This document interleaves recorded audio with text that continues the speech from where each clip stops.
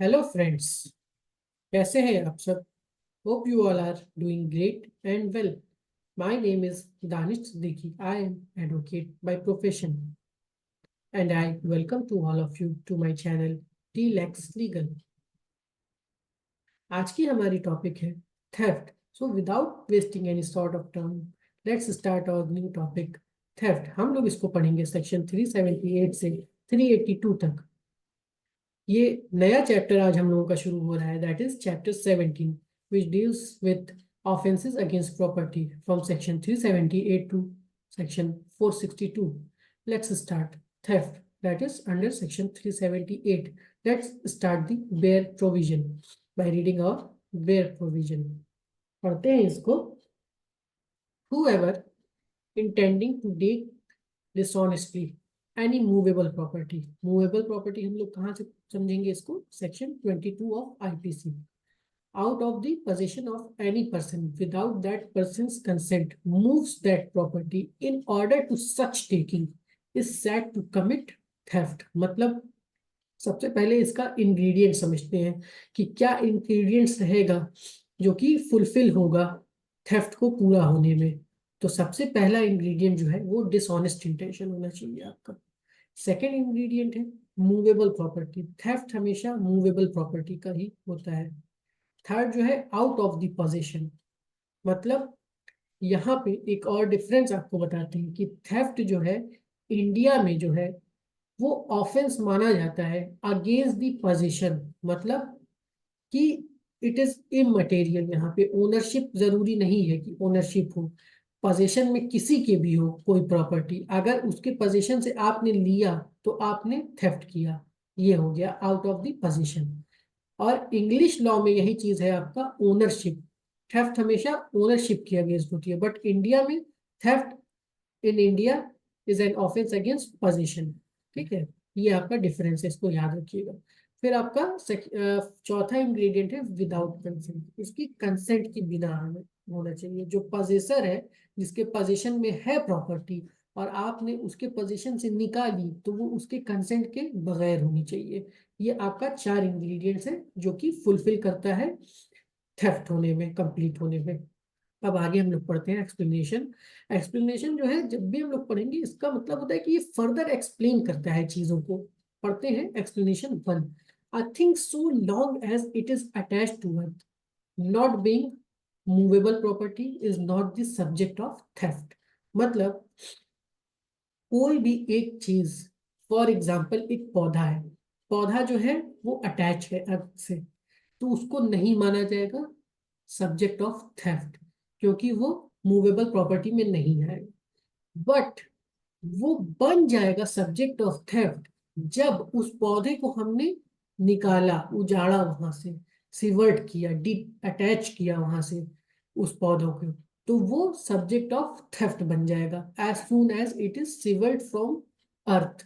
ठीक है, ये आपका एक्सप्लेनेशन वन समझा रहा है। फिर एक्सप्लेनेशन टू आता है कि a moving effected by same act when same act which affects the severance may be a theft। मतलब कि जरूरी नहीं है कि आप जो है लेके पूरा निकल जाए तब वो थेफ्ट कहलाएगा। जैसे आपने एक्ट किया सिवरेंस का, मतलब सिवरेंस आपने किया मूव करने के लिए, तो वो act of severance in itself is a theft माना जाएगा उसको। समझे? जैसे कि पौधा है, आपने एक्ट किया, एक्ट क्या किया? सिवर्ट किया, उसको निकाला मूव करने के लिए, वहां से डी अटैच किया, निकाला, तो वो एक्ट आपका सिवरेंस का अपने आप में थेफ्ट। ये एक्सप्लेनेशन टू कहता है। Hope I am clear on this. फिर एक्सप्लेनेशन थ्री आती है। A person is said to cause a thing to move by removing an obstacle which prevented it from moving or by separating it from any other thing as well as by actually moving it। ये देखिए क्या समझा रहा है। ये कह रहा है कि कोई एक चीज को आपने मूव किया, कैसे मूव किया? उसका ऑब्स्टेकल, जो अड़चन आ रही थी उसको मूव करने में, उसको आपने हटाया।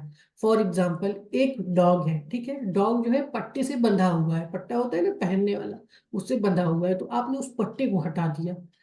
उस पट्टी की वजह से वो डॉग की मूविंग पॉसिबल नहीं हो पा रही थी, तो आपने उसको हटा दिया, तो रिमूविंग एन ऑब्स्टिकल, फिर वो मूव करने लगा, तो ये आपका हो गया रिमूविंग एन ऑब्स्टिकल।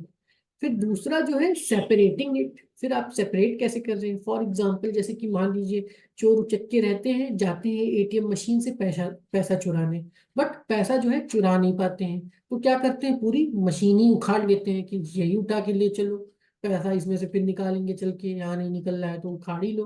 तो जैसे ही वो सेपरेट किए it from any other thing, जिससे कि लैंड से मान लीजिए सेपरेट उन्होंने कर दिया, actually as well as by actually moving it, तो सेपरेट करके उसको मूव कर दिया। तो ये आपका एक्सप्लेनेशन थर्ड है कि कोई भी ऑब्स्टेकल को आप रिमूव करेंगे जो कि प्रिवेंट कर रहा है उसको मूव करने में, वो सारी चीजें थेफ्ट के अंदर आ जाएंगी। ठीक है, ये एक्सप्लेनेशन थ्री है। फिर एक्सप्लेनेशन फोर है। एक्सप्लेनेशन फोर देखिए क्या कहता है। एक्सप्लेनेशन फोर कहता है a person who by means causes an animal to move, एक किसी मींस के द्वारा एक एनिमल को मूव करता है, is said to move that animal. अब ये देखिए यहाँ एक्सप्लेनेशन फोर को जो है हम लोग पढ़ेंगे ये सेकंड वाले इलस्ट्रेशन के साथ। ये देखिए, A puts a bait for dogs in his pocket, baits मतलब कोई खाने की वस्तु, फॉर एग्जाम्पल जो डॉग के खाने का कोई भी पेडिग्री होती है कि क्या होता है समथिंग, वो एक ए ने जो है अपने पॉकेट में रखा और डॉग को जो है लालच दिया कि वो मूव करे, तो उसको जैसे वो रखा तो वो by means any means causes an animal, तो ये मींस क्या हो गया, बेट हो गया, an animal to move, animal को मूव करने के लिए, तो ये आपका is said to move that animal. ठीक है, ये आपका हो गया, and thus induces that's dog to follow, तो जैसे ही वो मूव किया अपने से, निकला फॉलो किया ए को, तो यहाँ पे ए का क्या इंटेंशन था, उसको डिसऑनेस्टली उस डॉग को जेड की पोजीशन में से निकालना, और बगैर जेड के कंसेंट के। तो यहाँ पे ए जो है वो क्या किया, जैसे ही डॉग जो है मूविंग उसकी स्टार्ट हो गई, तो यहाँ पे क्या हो गया आपका, थेफ्ट का ऑफेंस कंप्लीट हो गया, जेड का ये हो गया। फिर इसका सेकेंड पार्ट है, and to move everything which in consequence of the motion so caused is moved by that animal.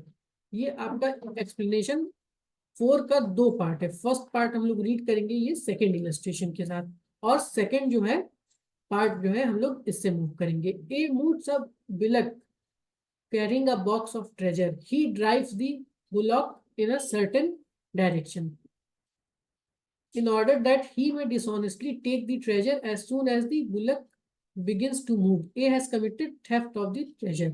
यहाँ पे क्या हो गया, and to move everything which in consequence of the motion so caused is moved by that animal. मतलब यहाँ पे drive किया उस बुलक को, तो क्या हुआ, एक मोशन बना, उस मोशन से जो है एनिमल का मूवमेंट हुआ, तो जैसे ये मूवमेंट हुआ उस मोशन के द्वारा जो उसने कॉज किया, तो ये आपका जो है क्या हो जाएगा, थेफ्ट का ऑफेंस बन जाएगा, जैसे ही वो मूव किया in order to dishonestly take the treasure. तो जैसे ही as soon as bullock begins to move A has committed the theft of the treasure. ये आपका बन गया एक्सप्लेनेशन फोर। फिर आपका एक्सप्लेनेशन फाइव ये बताता है कि जो थेफ्ट है आपका, उसमें जो है कंसेंट के बारे में यहाँ पे बताया गया है कि कंसेंट क्या होता है, जो डेफिनेशन में मेंशन है, तो वो एक्सप्रेस या फिर इम्प्लाइड हो सकता है। ठीक है, ये आपका हो गया एक्सप्लेनेशन फाइव। इसको हम लोग रेड विथ करेंगे ये लास्ट वाले इलस्ट्रेशन के साथ। ये देखिए एक्सप्लेनेशन फाइव यहाँ पे लिखा हुआ है, इसको हम लोग पढ़ लेंगे। फिर आपका आता है एक केस लॉ है इसमें। एक चीज और है कि थेफ्ट में जो है डिसऑनेस्ट इंटेंशन शुरुआत से ही प्रिसीड्स करेगा, मतलब कि पहले से ही डिसऑनेस्ट इंटेंशन रहता है थेफ्ट में, किसी चीज को लेने का, मूव करने का, पोजीशन में से हटाने का, ये शुरू से ही रहता है। इस पे एक केस लॉ है K N Mehra versus state of Rajasthan, AIR 1957 supreme court, बहुत ही इंपॉर्टेंट लैंडमार्क केस है। इसको आप लोग पढ़िएगा जरूर से, ये पोजीशन से रिलेटेड बताया गया है कि क्या एक चीज होगा जब आप पोजीशन से उसको मूव करेंगे विदाउट दैट पर्सन कंसेंट, ये सारी चीजें इंग्रेडिएंट्स जितने भी हैं ये सारे फुलफिल इसमें बताए गए हैं करके। और एक चीज कि आपका थेफ्ट में जो है जरूरी नहीं है कि टेकिंग कंप्लीट हुई हो या नहीं हुई हो, जो है आप जो ले रहे हैं डिसऑनेस्ट इंटेंशन के साथ टेक कर रहे हैं, तो जरूरी नहीं है कि वो हुई है कंप्लीट। It is immaterial. आपने डिसऑनेस्ट इंटेंशन के साथ बस मूव ही कर दिया उस चीज को टेकिंग के लिए, तो वो सफिशियंट है कंस्टिट्यूट करने के लिए द ऑफेंस ऑफ थेफ्ट।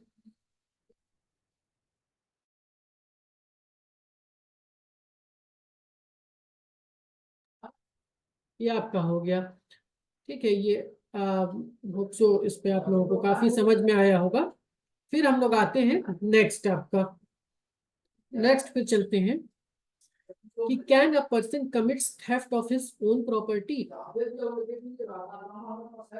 ये आपका आता है can a person commits theft of his own property. तो यहाँ पे जो है ये इलस्ट्रेशन हम लोग पढ़ते हैं। इफ ए ओज money to Z for repairing the watch and if Z retains the watch lawfully as a security for the डेब्ट and A takes the watch out of Jades position with the intention of depriving Z of the property as a security for his debt, he commits theft in as much as he takes it dishonestly। मतलब यहाँ पे जो है, यहाँ पे मतलब क्या हो रहा है, यहाँ पे भले ही वो प्रॉपर्टी तो जो है ना वो है ए की ही, बट यहाँ पे क्या हो रहा है, वो जेड के पोजीशन में से निकाल रहा है, जेड के पोजीशन में से निकाल रहा है। किस वजह से निकाल रहा है? जैसे ए ने जो है दी अपनी घड़ी बनाने के लिए, वॉच अपनी दी जेड को, तो जेड क्या, जेड जो है ए जो है वो जेड को पैसा नहीं दिया वॉच बनाने के लिए, तो जेड जो है उसको एज अ सिक्योरिटी रख लिया कि जब वो भाई पैसा देगा तब फिर हम उसकी घड़ी देंगे उसको। तो यहाँ पे पोजीशन किसके पास आ गया, जेड के पास आ गया। तो ए जो है क्या करता है, उसको डिसऑनेस्टली क्या करता है, आप क्या कहता है, डिसऑनेस्ट इंटेंशन के साथ घड़ी को जो है जेड की पोजीशन में से हटाता है। तो यहाँ पे क्या होता है, उसको डिप्राइव करने के लिए जेड को of property as a security for his death, मतलब कि पोजीशन में से हटाता है। किस लिए? ताकि उसको घड़ी भी मिल जाए और पैसा भी ना देना पड़े। तो यहाँ पे जैसे ही पोजीशन से रिमूव किया विद डिसऑनेस्ट इंटेंशन के साथ, तो यहाँ पे आपका क्या बन गया, ये theft of his own property यहाँ पे बन गया। ये आपका है, इसको पढ़िएगा अच्छे से। तो यहाँ पे हम लोगों का जब भी आएगा तो यस लिखेंगे। ये हो गया। और एक चीज हम लोग, हाँ, थेफ्ट को जो है रेड विथ करेंगे सेक्शन 303 BNS 2023। फिर आगे बढ़ते हैं पनिशमेंट। फिर पनिशमेंट आपका है 3 इयर्स की या फिर फाइन या फिर दोनों। फिर थेफ्ट इन ड्वेलिंग हाउस, वो नॉर्मल थेफ्ट की बात कर रहा था, ये जो है एक स्पेसिफिक बात कर रहा है कि ड्वेलिंग हाउस मतलब जहाँ पे लोग रहते हैं, बिल्डिंग हो गई, वेसल हो गई, टेंट हो गया, या फिर place for custody of property हो गया। तो वहां पे अगर कोई थेफ्ट करता है तो फिर इसकी पनिशमेंट बढ़ जाती है, 7 इयर्स प्लस फाइन हो जाएगी। फिर थेफ्ट बाय क्लर्क और servant of property in position of master, तो इसके लिए हम लोग रिफर कर लेंगे इलस्ट्रेशन डी ऑफ सेक्शन 378। इसमें एग्जांपल जैसे आ जाएगा, मास्टर सर्वेंट हो गया, एडवोकेट मुंशी हो गया, तो इसकी पनिशमेंट हो जाएगी 7 इयर्स प्लस फाइन हो जाएगा। फिर ये सेक्शन 382 आता है, theft after preparation made for causing death, hurt और restraint in order to the committing of the theft. मतलब कि थेफ्ट करने के लिए जो है हमने प्रिपरेशन की कि हम थेफ्ट करेंगे, और अगर कोई आके हमको रेसिस्ट करता है थेफ्ट करने के दरमियान तो हम उसको मार देंगे। तो इस तरह की अगर कोई प्रिपरेशन करता है, फॉर एग्जांपल थीव्स हैं, वो जाते हैं किसी के घर में तो पहले से तैयारी व्यारी करके जाते हैं कि हम जो है आपका गन रख ले रहे हैं या चाकू रख ले रहे हैं, कोई आएगा बीच में तो मार देंगे। तो आपने बस प्रिपरेशन ही किया किसी को हर्ट या डेथ कॉज करने के लिए in order to committing of theft, तो उसकी भी पनिशमेंट हो जाएगी rigorous imprisonment 10 years plus fine. ये आप इलस्ट्रेशन पढ़िएगा। A commits theft on property in Z's possession, and while committing this theft he has a loaded pistol under his garment, having provided this pistol for the purpose of hurting Z in case Z should resist। मतलब तैयारी के साथ गया है रख उक के कि अगर रेसिस्ट करेगा भाई तो हम मार मार देंगे। तो यहाँ पे सिर्फ तैयारी करके रखना, पिस्टल हो गया या फिर कोई भी ऑफेंसिव वेपन हो गया, अगर वो रख के सिर्फ थेफ्ट करता है तो 10 साल की यहाँ पे हो जाएगी आपकी। ठीक है, या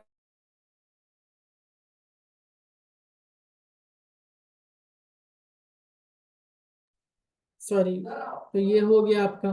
फिर इस theft of electricity is punishable under section 379 IPC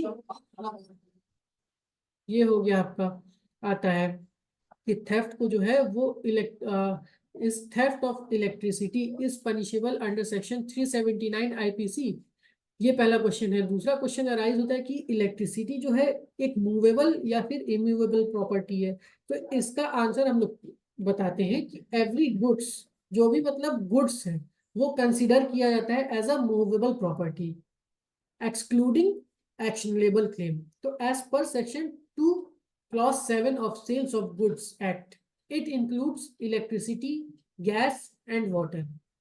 तो इलेक्ट्रिसिटी को हमने मूवेबल प्रॉपर्टी माना है as per section 27 of sales of goods act. तो as per section 39 of electricity act 2003, electricity energy can be the subject matter of theft and is punishable under section 135 of the Electricity Act 2003। तो ये आप लोग का अक्सर ये questions रहते हैं हर उसमें, मतलब ये रहता है पॉइंट ऑफ डिस्कशन। तो इसका आप लोग इस तरह से आंसर करेंगे। तो मैं उम्मीद करता हूँ कि आपको मेरा समझाया हुआ पढ़ाया हुआ अच्छा लगा हो, इंटरेक्टिव लगा हो। और इस कंटेंट बनाने में बहुत मेहनत लगती है, रिसर्च करने में, इसको समझने में, समझाने में।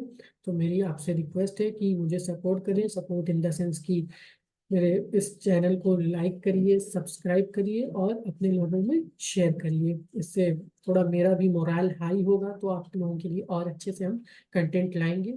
तो आपसे मिलते हैं अब नेक्स्ट सेशन में। Till then, take care, stay connected, stay motivated, and don't forget to like, subscribe, and share. Meet you in the next session. Thank you to all of you. Bye bye and take care.